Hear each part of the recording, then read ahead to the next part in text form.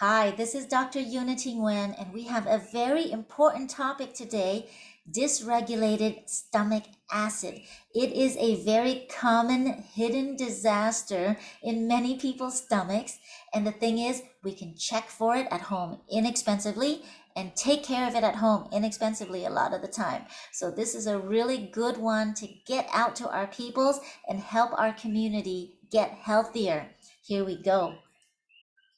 Low stomach acid, strangely, sometimes takes the disguise of high acid symptoms like regurgitation, and we'll talk about how that works.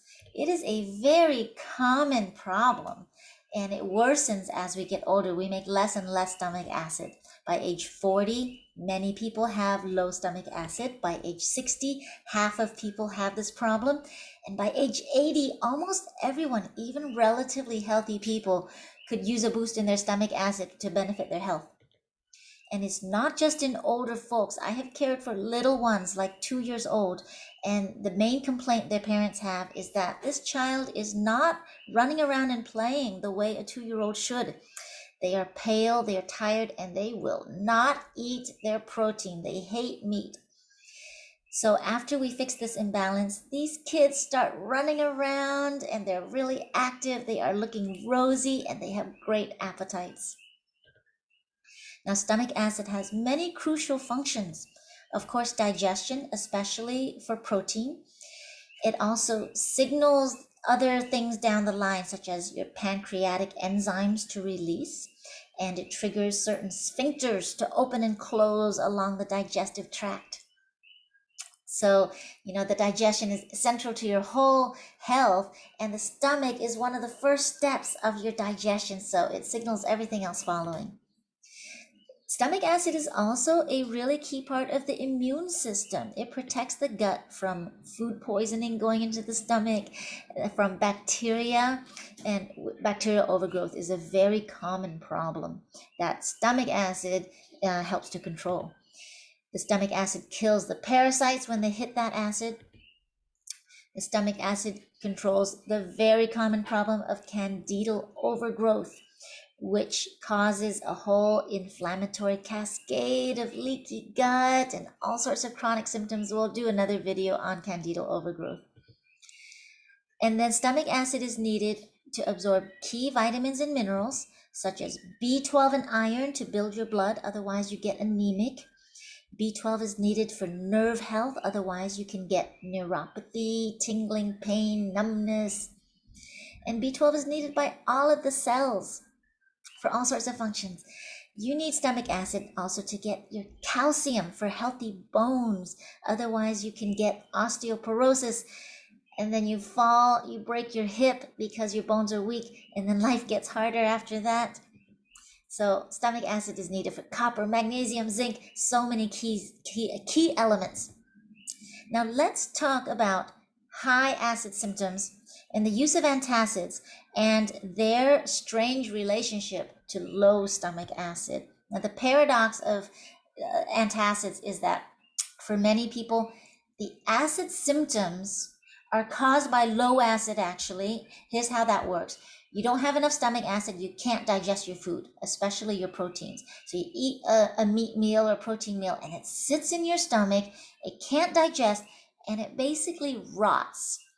And then it puts off bad acids, and that's when you get your acid symptoms. So you have this horrible heartburn. You take antacids, which do help the symptoms because these meds neutralize those bad acids from the rotting foods. But they are worsening this cycle of low acid because they're suppressing the acid even more, and then you can't digest your food, and then you get the high acid symptoms, and then you're like hooked on these meds. Now, one cause of getting on these meds for some people is going to the hospital for whatever reason, and a lot of times you automatically get antacids when you go to the hospital. You come out of the hospital and nobody takes these meds off your list, so you end up taking these meds unnecessarily sometimes, and then you get this whole cycle of acid symptoms, and then you're hooked on these antacids. So is your stomach acid high or low? Some people actually produce too much stomach acid, but very commonly people actually have low acid, even though they have the acid symptoms. Now, if you have acid symptoms and you are fine taking balsamic vinegar or vinaigrette dressing, then likely you actually have low stomach acid. Otherwise, it would burn horribly when you take that dressing. And even if it burns horribly, and even people who have ulcers, sometimes it's a matter of the low stomach acid and H. pylori lowering the acid and compromising the lining and causing the ulcer. And that gets a little bit trickier to treat. So talk to me if that's the case.